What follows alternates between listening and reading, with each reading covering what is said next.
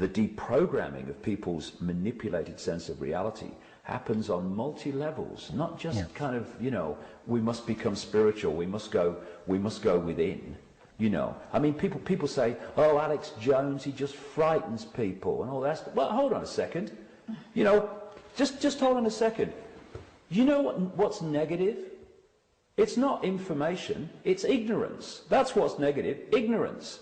And if you want to be ignorant and therefore a manipulator's party trick, then you go ahead. And if you want to look at the information, the 5-6 information that I put out, and Alex puts out, and people like that, and many others, and say it's negative, it's frightening. Well, the fact that you find it frightening instead of empowering because you now understand the game better and therefore you have more power to do something about it, then that is not a statement about those putting the information out. It's a statement about the way you're receiving it. Exactly. Something that we liked very much was something that George Green said to us in our interview with us April last year. And he used the little analogy. He said, listen, if your car is on a railroad track and there's a train coming down and you don't know that, then, and I don't tell you, then he said, shame on me for not telling you, and shame on you for not knowing.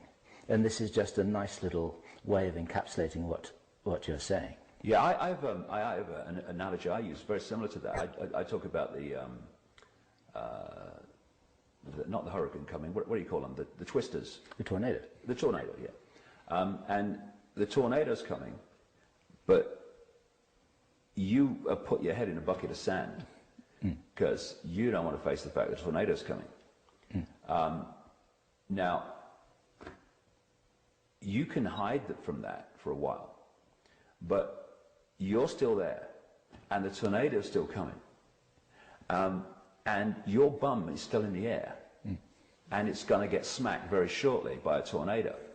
If you lift your head from the sand, face the situation that you're in, there's a tornado coming, now you have taken power back to yourself by saying, okay, I see the situation now, I can take avoiding action for my benefit. Of course. And this is why it's so important. And I hear people you might call New Age who talk about letting go of fear and taking your power back and come to this workshop and we'll show you how to do it. And then they say, oh, you mustn't talk about this conspiracy, it's too negative. And what happened to letting go of fear and all this stuff, you know?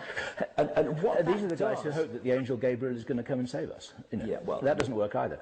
Every level, it seems to me every belief system, every mind construct seems to have a version of the cavalry coming over the horizon. You know, okay, here's the cavalry, okay. Here's the cavalry, here's the cavalry, there's the cavalry. And we need to understand that, you know, because if we give our power away to other people, where do those other people actually, where do they actually stand physically as we give our power away to them?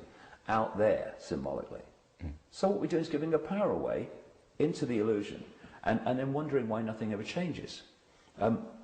The whole conspiracy, or the foundation of the conspiracy, is to persuade 6 billion people to give their power away every day.